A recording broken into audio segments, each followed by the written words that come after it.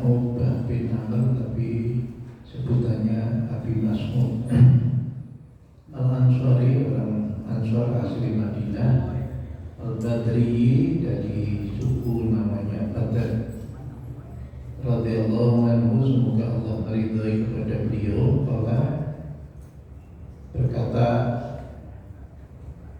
Abi Mas'ud tadi, Allah Rasulullah sallallahu alaihi wasallam telah bersabda, Rasulullah sallallahu alaihi wasallam, inna, sesungguhnya, mimma, dari ucapan yang disisakan, yang ditinggalkan untuk manusia dari kalam kenabian, dari ucapan para nabi sejak awal dulu, dari Nabi Adam sampai dengan Nabi terakhir itu adalah idza lam tastah, apabila engkau tidak malu, fasna masita, ya sudah sakarmu, tindaklah sakarmu, begitu ya, kerjakan apa yang kamu mau, gitu ya.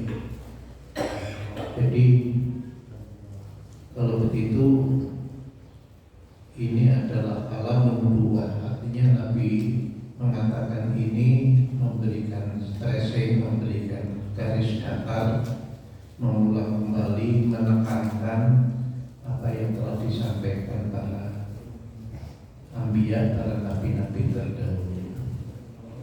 Kemarin kita sudah bahas mengenai apa itu malu. Islam mengajarkan agar setiap orang menghiasi dirinya dengan akhlak yang mulia. Allah menyebut adab, menghormati adab itu orang yang tidak punya sopan santun itu. Maka orang menyebut juga akhlak mulia itu orang yang memiliki adab yang mulia, yang luhur. Kenapa adab yang luhur itu akan menaikkan derajat dan mensucikan dirinya. Artinya orang ini akan dihormati dan juga insya Allah jiwanya menunjukkan bahwa jiwa orang itu bagus. Karena begini, apa yang muncul di perilaku orang itu sesungguhnya adalah menunjukkan apa yang ada di dalam isi hatinya. Dalam sebuah hadis, inna fil jasadi mudghah, di dalam diri masing-masing orang itu ada segumpal daging. Idza saluhat, kalau segumpal daging itu bagus, lalu maka bagus pula ya. Kalau segumpal daging itu bagus, bagus pula orang itu, maka perilakunya akan bagus. Tetapi kalau dia tidak bagus, maka tidak bagus juga. Nah, ini seperti saya. Ya. Jadi ini ya, jadi kita semua memiliki itu. Jadi kita adalah turun Adam. Kalau buruk segumpal daging itu, maka buruk pula perilakunya. Nabi mengatakan ala wahyal qalb, ingat segumpal daging itu adalah hati. Jadi kalau kemudian wong kuwi mau hati niki iso katon satu mindai. Jadi kalau orang itu perilakunya sopan, perilakunya apa ya, jujur, maka dia hatinya bersih, gitu ya. Maka semakin bersih hatinya itu, maka dia akan semakin tersucikan hatinya. Ya. Di antara akhlak apa yang mulia tersebut adalah yang dikenal dengan malu, ya, yang didasari oleh malu. Dari segi bahasa, malu atau al-haya dalam kitab namanya At-Tauhid ala Muhimmatit Ta'arif, malu adalah menahan diri dari melakukan sesuatu dengan alasan takut akan celaan orang lain. Yang terbagus adalah takut kepada Allah. Jadi kalau kita malu melakukan sesuatu itu takut kita kepada Allah. biasanya orang takut kepada orang lain, ya itu.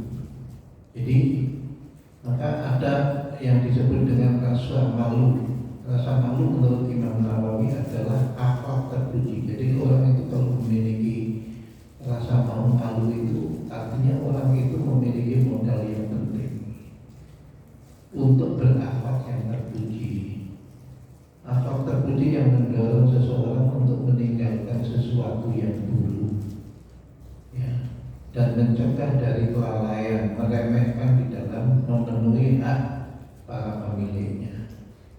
Jadi kalau itu sesuatu itu bukan miliknya, ya dia harus menahan diri untuk mengganggu, ya. Maka zaman dulu ada yang namanya cerita Nabi Soleh, gitu ya. Nabi Soleh itu kan seorang nabi. Ketika dia mengajarkan itu, maka umatnya itu senantiasa mereka itu meledek. Ya, kamu ini mengajarkan itu apa buktinya bahwa kamu ini seorang nabi? Maka Nabi Soleh kemudian menyatakan, nanti akan datang sesuatu yang aku tunjukkan sebagai mukjizat. Apa? Yakni unta betina, ya. Nanti kalau ada unta betina yang gemuk, jangan kau ganggu itu. Siapa yang mengganggu akan celaka. Bukan mengganggu, saking mereka tidak percaya pada Nabi Nuh, Nabi Soleh, maka unta itu justru disembelih dan dibakar. Maka dalam Al-Quran umat Nabi Soleh itu kemudian dilebur, itu yang mendapatkan keburukan, mendapatkan hukuman dari Allah karena tadi, ya, apa yang merendahkan, meremehkan, sudah diingatkan ini loh, ya,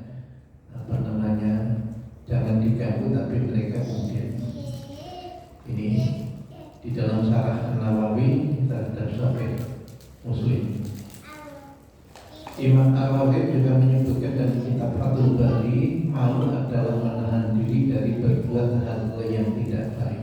Jadi kalau sesuatu itu bagus, itu justru jangan ada rasa malu, itu harus hilang rasa malu. Kalau melakukan sesuatu yang baik, apapun juga kebaikan itu, termasuk sesuatu yang menurut pandangan mata orang banyak itu kurang berharga, tetapi itu halal. Satu singkat ceritanya Pak Budi dengan keranjangnya, tetapi kan itu halal kan, ya baik, ya tidak boleh malu, ya. Kemudian ketika kita butuh makan, kemudian kita yang ada adalah kita baju hijau, ya tidak malu, jaket hijau kan itu kemudian mengantarkan anda sama. Ya, jadi yang malu itu kalau kemudian kita melakukan sesuatu yang memang tidak seharusnya dilakukan dari perbuatan yang buruk. Oleh karena itu maka setiap orang sejak lahir diberikan sifat ini. Kadang-kadang hanya menerapkannya ya. Ayo sekolah itu isin Pak. Nah sekarang ini yang jahat itu ya, jadi apa yang disebut dengan kalau dihina dengan teman-temannya itu punya perahan itu sudah masuk mu'alimin, sudah di sana, tapi karena dihina, kadang-kadang menghinanya juga bercanda di bapak, anaknya itu kan dirinya itu kan ya karena masih anak-anak ya nggak ngerti itu, jadi dibully gitu ya. Akhirnya lu kamu nggak terus, saya pindah saja lah. Mungkin saya mau naik, kadang-kadang memang orang tua harus memberi modal sesuatu yang mana yang harus malu, mana yang tidak malu. Jadi maka karakter ini, model ini adalah yang membedakan manusia dengan bukan manusia, khususnya adalah binatang. Ya. Kalau binatang apapun juga tidak punya rasa malu gitu ya.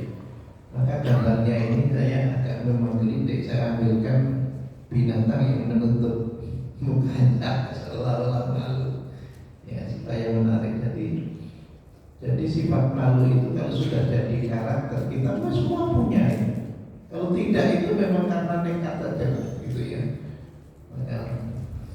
Maka malam ini kita bahas apa itu keutamaan sifat malu. Kalau itu karakter, apakah itu berguna atau tidak? Ya. Maka mari kita bahas. Jadi sifat malu itu adalah utama kalau meletakkannya bagus. Yang pertama, sifat malu itu mendatangkan kebaikan. Rasulullah SAW bersabda, Innal haya'a la ya'ti illa bi khair. Ya. Kalau menerapkannya benar, innal haya'a, sesungguhnya rasa malu itu la ya'ti, tidak akan mendatangkan illa bi khair, kecuali mendatangkan kebaikan. Ya, jadi kalau tidak punya malu gitu ya, ya akhirnya Bukhari Muslim. Jadi kalau menerapkannya benar itu, dan kadang-kadang mana masjid kalau isin, itu tadi itu salah itu ya. Dalam hal-hal yang baik itu tidak boleh kita kemudian malu untuk melakukan. Dan di dalam hadis yang lain yang diriwayatkan oleh Imam Muslim, beliau bersabda, al-haya'u khair kullu. Malu itu semuanya baik. Artinya sejelek-jeleknya orang yang sebaik-baiknya orang yang tidak punya malu dengan seburuk-buruknya orang yang punya malu masih baik. Jadi malu itu baik. Jadi itu ya, jadi Masya Allah ya, dua hadis ini memberikan arti pada kita ya. Kemudian malu adalah akhlak yang dicintai oleh Allah. Orang yang perilakunya itu didasari rasa malu untuk melakukan sesuatu yang tidak semestinya dilakukan atau melanggar larangan Allah, melanggar perintah Allah, itu insya Allah menjadi orang yang dicintai oleh Allah. Sabda Rasulullah SAW, Inna Allah hayyun sitirun yuhibbus sitr wal haya'u. Inna Allah, sesungguhnya Allah itu hayyun, maha malu. Sampai Allah itu malu kalau ada hambaku yang taat, kalau aku abaikan itu malu. Wong sing ora taat duwe tak kei rezeki, sing ngawur dia malah itu Allah itu malu.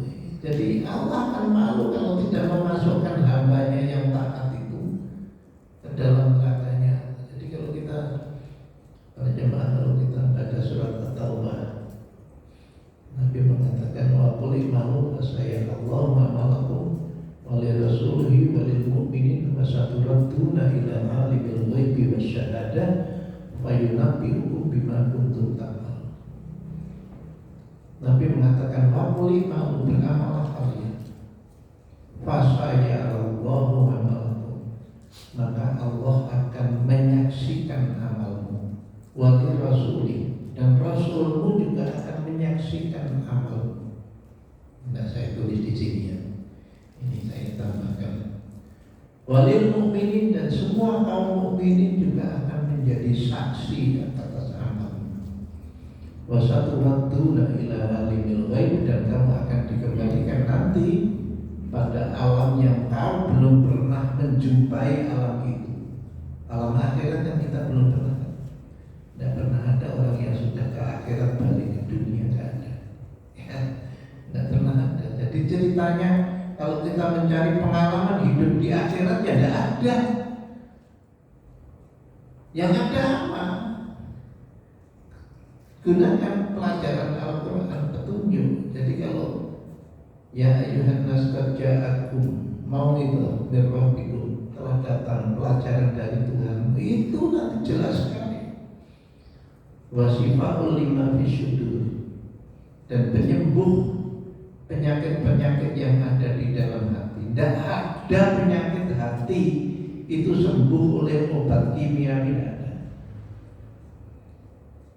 Wong syirik itu bisanya hanya dengan petunjuk, dengan Al-Quran. Ketika maka kemudian ada ilmuwan, ada pendeta yang benar belajar. Yang terakhir ini adalah siapa yang terakhir mengatakan dia masuk Kristen dengan 5 miliar.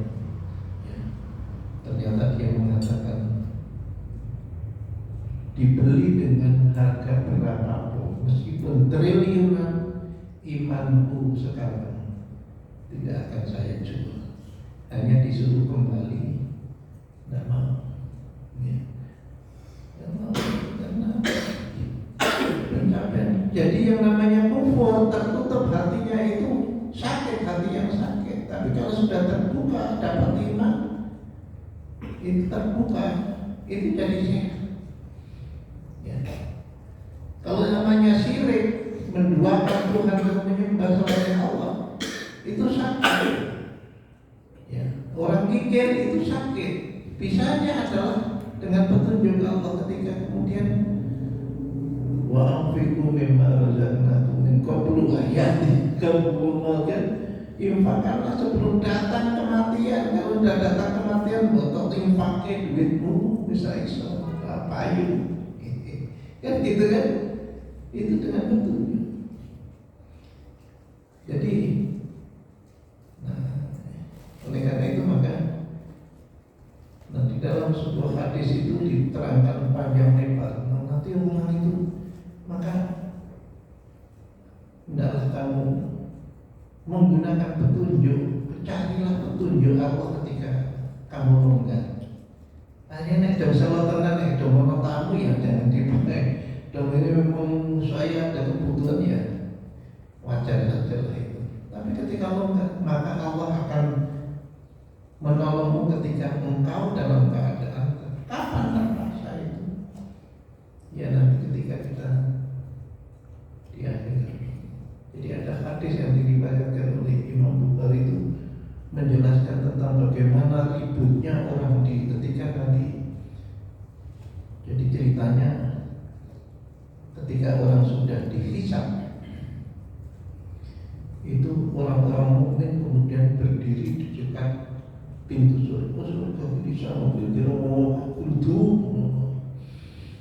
Ini kok urung dibuka pada mau nek wonten sekadar kok urung dibuka gitu ya. Kalau gitu pasti sebenarnya kok urung dibuka gitu ya.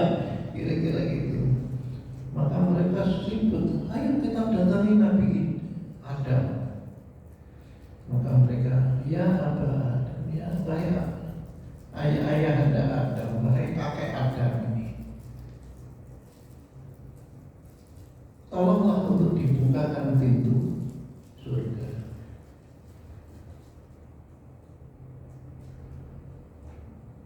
Loh, saya ini dulu yang menjadikan kamu manusia ini lepas dari surga itu saya tidak diberi hak untuk membuka pintu surga.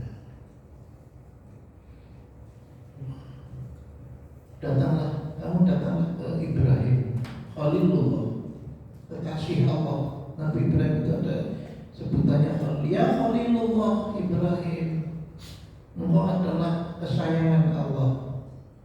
Kami menjadi beriman bertauhid ini karena bimbinganmu yang kemudian ditekankan oleh Nabi Muhammad.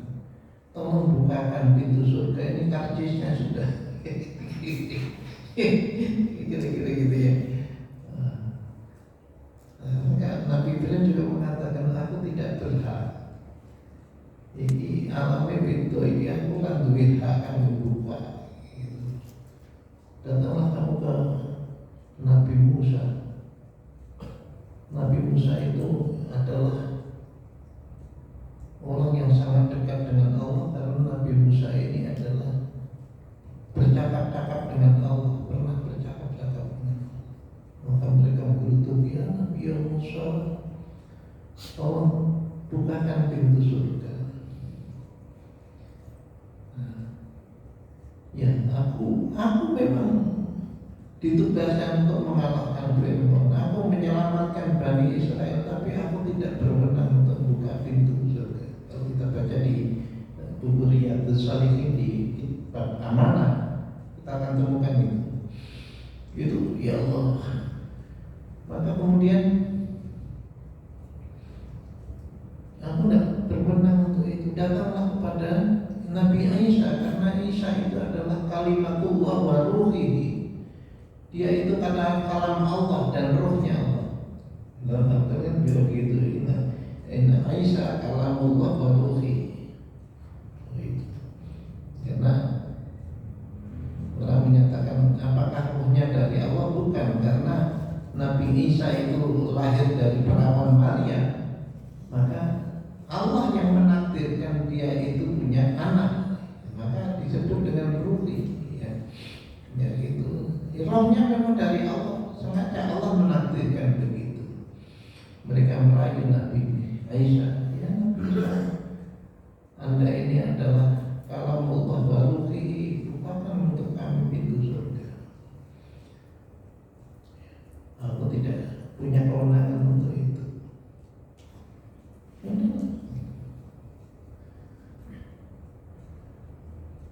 Maka terakhir kemudian mereka mendatangi Nabiullah Muhammad SAW.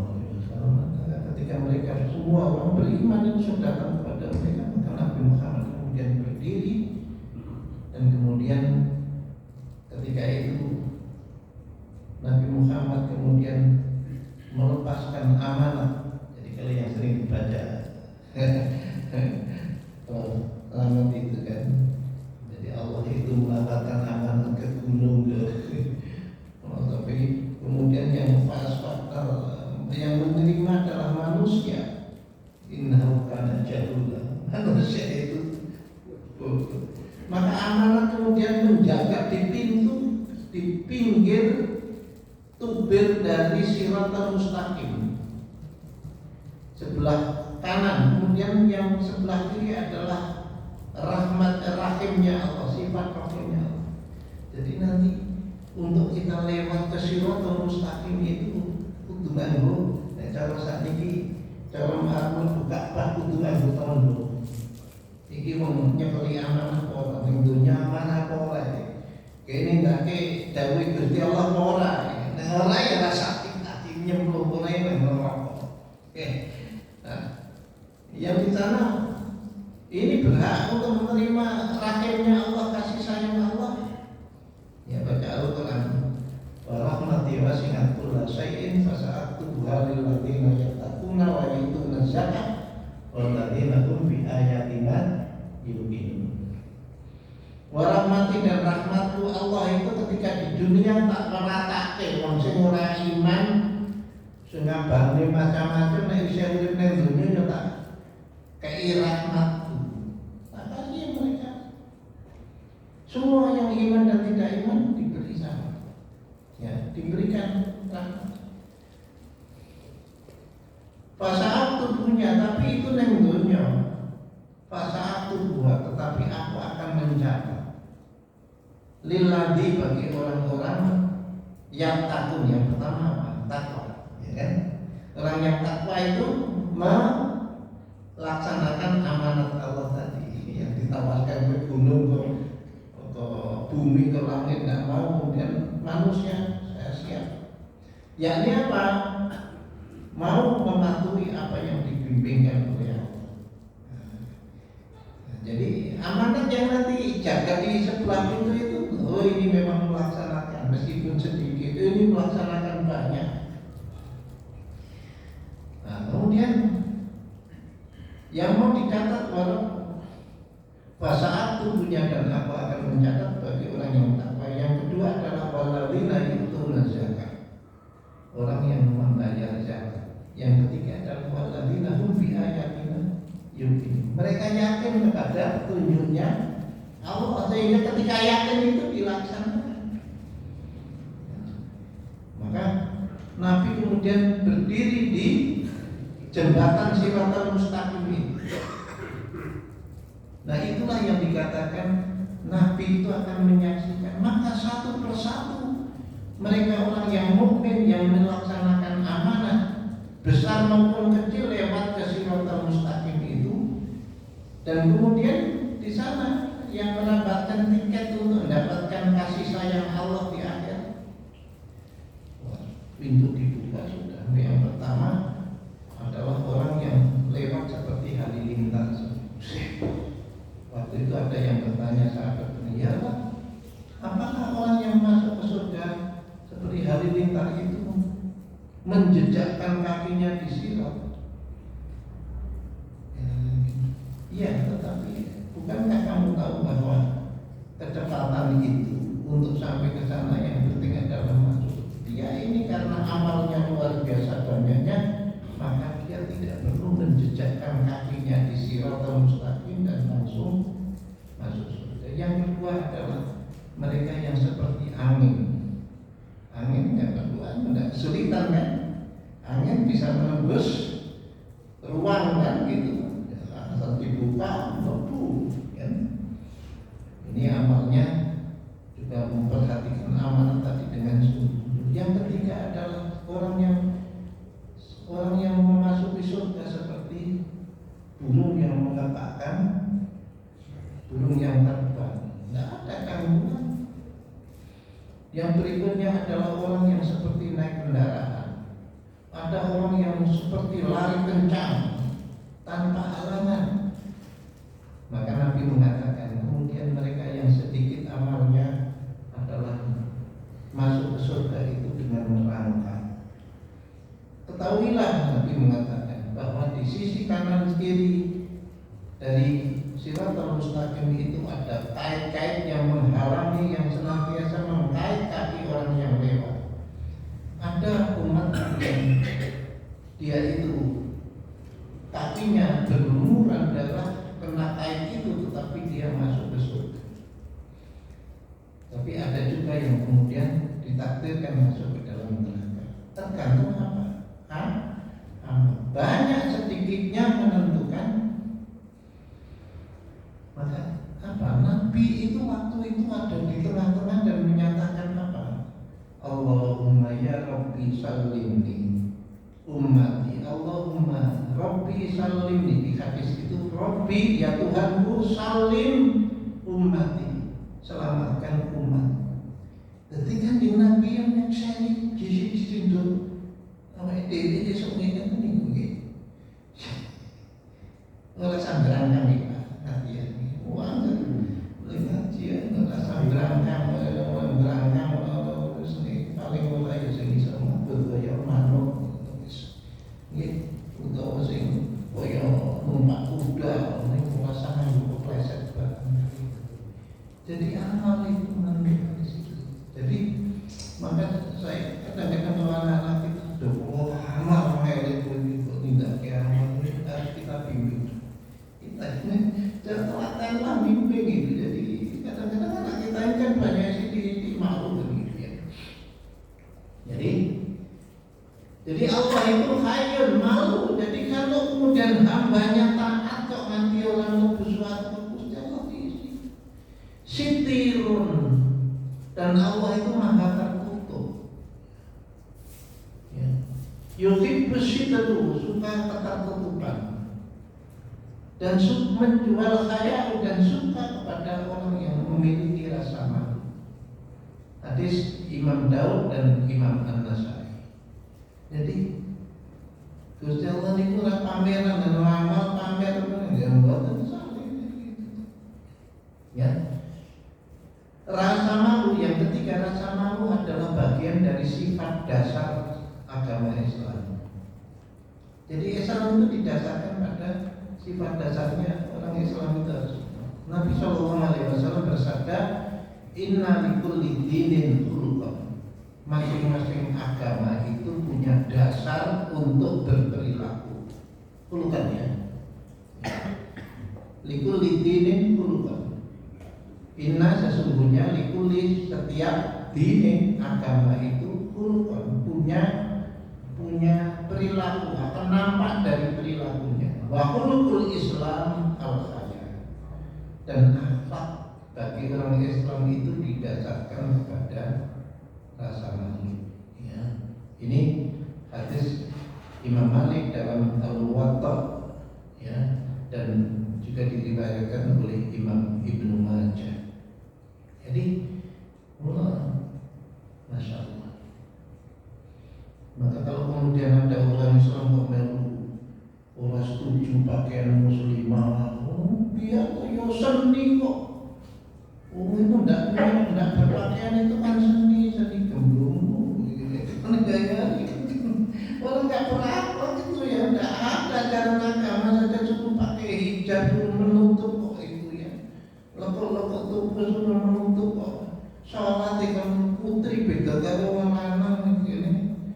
Nah, jadi kalau kemudian begitu tahu aja lagi orang liberal. Maka yang keempat, malu itu adalah sebagian dari iman. Jadi kalau orang iman itu, maka Nabi SAW hadis yang sangat populer itu menyatakan di atas itu al-iman bid'un wa sab'una syu'bah. Iman itu punya cabang yang jumlahnya 60 sampai 70 cabang. Afdaluha qaulu la ilaha illallah. Yang paling tinggi adalah ucapan la ilaha illallah. Jangan lepas itu, ya. Karena itu adalah merupakan cabang yang tertinggi. Yang dalam khutbah saya di sini yang mengatakan Nabi mengajarkan la ilaha illallah dihina mati-matian oleh orang kafir Quraisy. Mengatakan itu syair majnun, tukang syair sing goblok. Padahal itu adalah dasar. Maka kalau kemudian di dalam aja ungkapan man akhir kalamihi la ilaha illallah dakhala jannah, siapa yang di akhir ucapannya adalah la ilaha illallah dakhala jannah, masuk surga. Karena apa? Cabang yang paling tinggi, afdaluha yang paling afdal, yang paling utama. Wa adnaha, dan kemudian yang paling rendah adalah imatatul adza anit thariq. Nek ana beling ana aku ning dalan singkirno, ana botol ning dalan, ana ceglungan ning dalan turu kono. Pak dalan kita iki pancen jeblong-jeblong kok betul. Ya ampun. Nggak usah aneh. Meskipun kemudian kemarin ada anggota DPR yang ke rumah saya. Bapak termasuk latihan ini, ya. Lah suaranya wong tanggungan itu pecah-pecah, nek tempel pun terus harus dibelah. Angin pun pecah-pecah mau sak senenge. Betul apa ini bisa kenal tinggi lah tidak apa-apa. Wah lusa nih. Tapi DPR kayak nunggu ya kemudian aja. Lalu itu paling nggih pancatan ya. Itu nggih pancatan apa iki? Apa tentang tadi pemilu sekarang.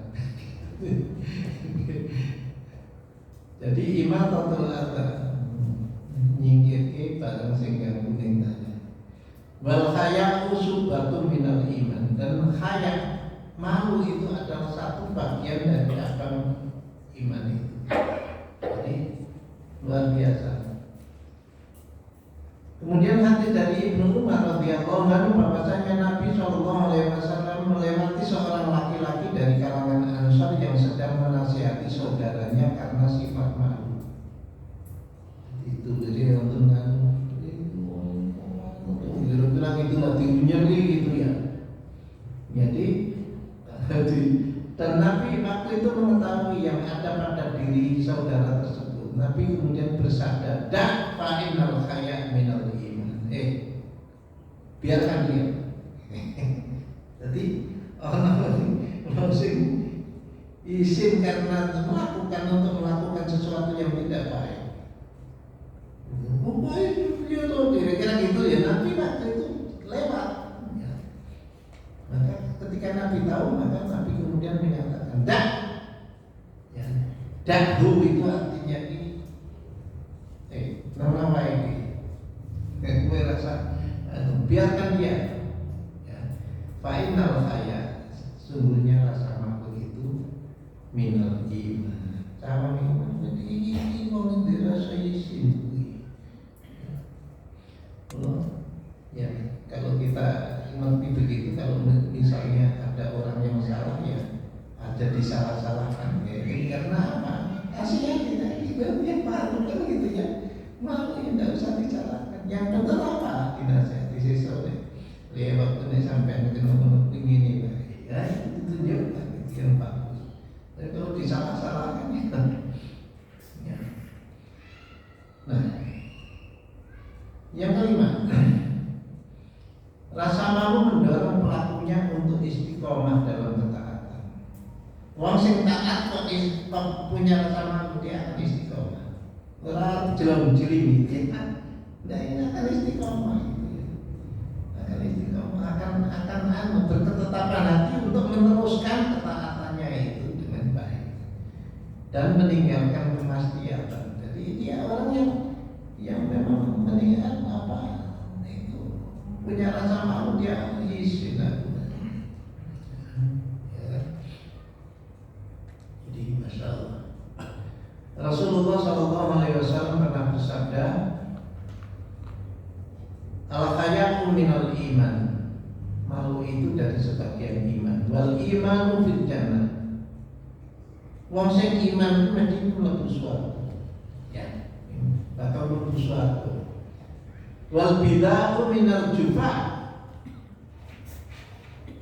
orang yang ngeplas dia apa namanya orang yang berbuat maksiat kok terang-terangan cerita wah kayak aku wis dia ngomong kene apa itu ya. Wal bid'ah, orang yang terang-terangan berlaku di dalam berbuat maksiat atau dicerita-ceritakan, itu tandanya orang yang tidak punya aku isin jadi nanti isin. Nah, wajubau finar, posing elek sama dia dadah yang pancen elek udah bagus aku kabeh bener itu ngedeng itu itu final dia akan di neraka beneran gitu. Rawahu Tirmidzi, di sini diriwayatkan oleh Imam Tirmidzi ya. Nah, yang berikutnya, seseorang harus saling malu kepada Allah. Sabda Rasulullah, "Fallahu ahaqqu an yustahiya minhu." Malunya kepada siapa? Malu kepada boleh pada orang tua. Aku didhawuhi orang tidak ke orang tua boleh. Waktu di Pak lurah orang nyendikan boleh, tetapi yang kalau orang tua memerintahkan keburukan, boleh kan kita tidak melaksanakan. Nah, tapi kalau perintah Allah tidak kita laksanakan, kita harus malu. Maka dikatakan fallahu ahaqqu an yustahya minhu. Rawahu Tirmidzi. Sungguh Allah adalah zat yang paling berhak untuk kalian malu kepadanya. Artinya apa? Nek dawuh Gusti Allah ora ditindakake malu, iki sing paling bener. Atau larangannya Allah kemudian dikerjakan, tidak dikerjakan tidak dilanggar karena malu, itu yang benar. Malu kepada siapa? Kepada Allah. Inilah yang terjadi ketika Umar bin Khattab mencoba pada seorang anak pengembala kambing. Berapa kambingmu ini, Pak?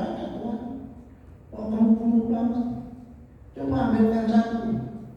Saya beli dengan harga yang bukan Pak, ini bukan milik saya. Saya tidak berhak menjual. Ini milik Tuhan saya. Lah satu saja, nggak ngerti banyaknya sekian ini. Kan? Nah, apa katanya? Kalau terus Tuhan di mana? Tuhan itu mengetahui apa yang dilakukan manusia. Tuhan di mana itu? Jadi Tuhan beritahu. Maka ini kalau anak tidak. Maka Nabi juga bersabda dalam satu hadis, istahiyu minallah haqqul haya. Malulah kepada Allah dengan sebenar-benarnya malu. Jadi kita yang malu yang paling benar itu malu kepada Allah. Insya Allah itulah yang akan menyelamatkan kita.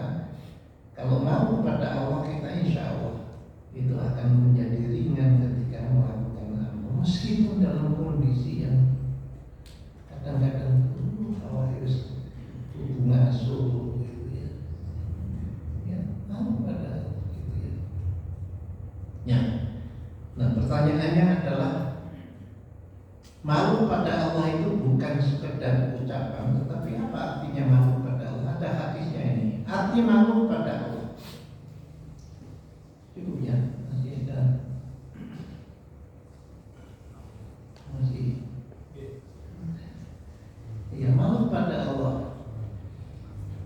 Nabi mengatakan ini hadis ini ya. Rawahu Tirmidzi. Istaqiyu minallahi haqqal haya. Nabi mengatakan malulah kalian kepada Allah dengan sebenar-benarnya malu. Kalau maka ada sahabat, nastahyi ya Rasulullah. Aku sudah malu ya Allah. Ya Rasulullah, aku sudah malu pada Allah. Nabi ngerti. Iki mau lesan, hanya itu. Maka Nabi mengatakan laisa dzalikum, tidak demikian. Malu pada Allah itu tidak hanya mengucapkan aku malu pada Allah, malu gitu ya. Tidak hanya itu, tapi walakin, nah inilah ini yang bunyinya hadis. Man istahya minallah, siapapun orang yang malu kepada Allah haqqal haya, dengan sebenar-benarnya malu, falyafatul rasul, maka hendaklah engkau jaga rasul palamu, jaganan sirahmu, wama dan apa yang ada di sekitar kepala. Ayo kita perhatikannya, di sekitar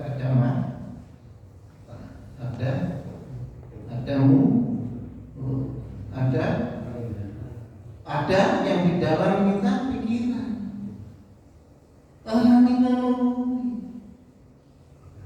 jaganan sirahmu lan apa wae sing ana ning sirahmu, ning sakimu ning sirahmu, matamu dijogo, mripatmu dijogo. Aja gunyah. Pikiranmu yo jaganan, aja gunyah sing eceng-eceng wae. Elek wong ketok budi banget elekmu dhewe ora tau. Kupingmu aja ngomong sing elek-elek. Karena perdebatan saudara gitu ya. Mau. Bahkan ada yang kemudian ulama mengatakan nek pancen merusak itu haram. Jangan saiki apa-apa haram majune kapan. Nek merusak memang sesuatu yang membuat apa yang namanya kerusakan itu harus diharamkan, ya kan? Itu kan diterap sampai kalau lewat di tempat itu naik kalau sekarang ditegori, ono kepura diburuknya lah ya. Burung nek duneknya rontok itu gendeng-gendengnya lagi. Mau kan zamannya saiki zaman kayak jet set itu ya. Warna ini, jadi ini malu kepada Allah, mata dijaga, pikiran dijaga, mulut dijaga, jangan sembarangan mengucap, ngumpat orang jangan, dan ngumpat masing benar, hati-hati.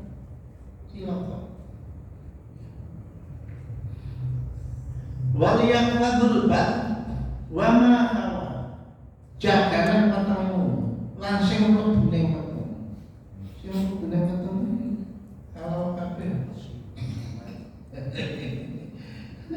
sing singkir wis apa meneh wetenge anakmu cok iki sing ngamal meneh wal yang fadil farj kowe wong lanang iki jagalan wong putrianmu jagalan maka orang supaya menikah nggak usah sekarang ini punya kuat mewah ya malah dia cari-cari waya fadil maka salah satu yang kita itu boleh buru-buru itu salah satunya adalah menikahkan anak. Kenapa buru-buru? Karena itu menjaga waliat dan tangan, kedua tangan menjaga macam jeratil itu ya warijel sikilmu jaga cuma marah dengan diri ya Allah. Jadi malu pada Allah itu begitu walayatu syarul maut wal bala dan dalam kamu mengingat mati dan apa saja yang terjadi di sana itu. Maka orang yang malu itu maka di sini kesimpulannya waman aradal akhirah. Apapun kalau kamu itu akhirat yang kamu cari. Tatu zinat dunia. Niki sing ana. Medine kowe wis ninggake nikmatin. Artinya sing jenengane bering itu ya. Paman fa'ala dzalika sapa sing bisa nindakake kang mengkono faqad istahya minallah. Hakal kaya. Maka dia sudah benar-benar malu kepada Allah dengan malu yang sebenar. Apa ya? Gitu. Nah ya kan niate untuk senjane kenugrahan Gusti Allah niki kondeleng kok niki sawah ombrok dengan kula saking gunung maka kula seneng hiking ya boleh. Kalau niatnya itu mengagumi boleh. Dan pundi-pundi kan nonton trekai menungso boleh. Tapi ini yang sebenarnya malu yang sesungguhnya kepada Allah itu yang begini. Jemaah saya kira itu saja. Ya, nanti kita pakai ini. Kita masih banyak. Ya simpan dulu gitu ya. Mudah-mudahan kita ini menjadi orang yang istiqomah. Tadi istiqomah dan kemudian kita menjadi orang yang bisa malu kepada Allah dengan sebenar-benarnya. Assalamualaikum warahmatullahi wabarakatuh. Kita tutup dengan doa kafaratul majlis. Subhanakallahumma wa bihamdika asyhadu an la ilaha illa anta astaghfiruka wa atubu ilaik. Alhamdulillah.